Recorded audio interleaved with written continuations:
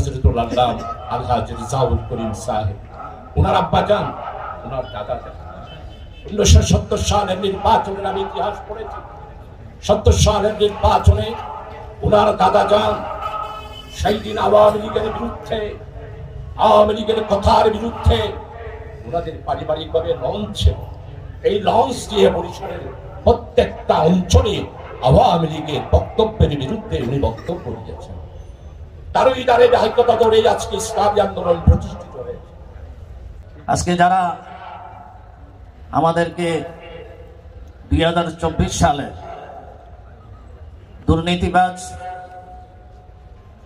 এবং ইসলাম বিরোধী সরকার থেকে যারা মুক্ত করে বাংলাদেশকে নতুনভাবে স্বাধীন করেছেন, এই স্বাধীনতা সার্থক হবে যদি আমরা আমাদের ধর্ম, আমাদের ইসলাম, আমাদের দাড়ি টুপি এগুলাকে যদি আমরা স্বাধীনভাবে মুক্তভাবে এগুলা নিয়ে চলাফেরা করতে পারি। আজকে অনেক জায়গায় দেখা গিয়েছে, আপনারা জানেন, আলেমদের মুখ থেকে মাইক কেড়ে নেওয়া হয়েছে। আমরা যখন দেখেছি এই যে আগুন লেগেছে সচিবালয়, তারপর আমরা বলছি কিভাবে সম্ভব, কিন্তু এখন আধুনিক যুগে একটা প্যাকেটের মধ্যে পাউডার দিয়ে নানাভাবে এগুলো করতে পারে।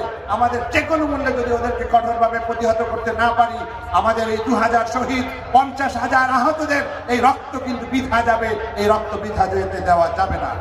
জুলাই আগস্টের বিপ্লবে যে তাণ্ডব হয়েছে, এই তাণ্ডবে আমরা পরিষ্কার হয়েছে যে ভারতীয় রাজনৈতিক এবং আধিপত্য কি ধরনের বিস্তার লাভ করেছে বাংলাদেশে। সংগ্রামী উপস্থিতি, এই আধিপত্য দূর করার জন্য খুব স্বল্প সময় সম্ভব না।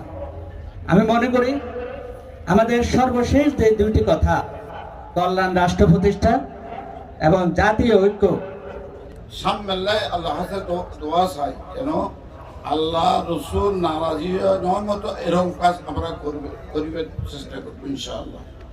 আর যারা কাজ করতেছেন তারা আমরা দোয়া করতেছি, এই সবসময় হকগুলো তাকে আল্লাহ সহযোগিতা করিব, আল্লাহ রসুল সহযোগিতা করিব।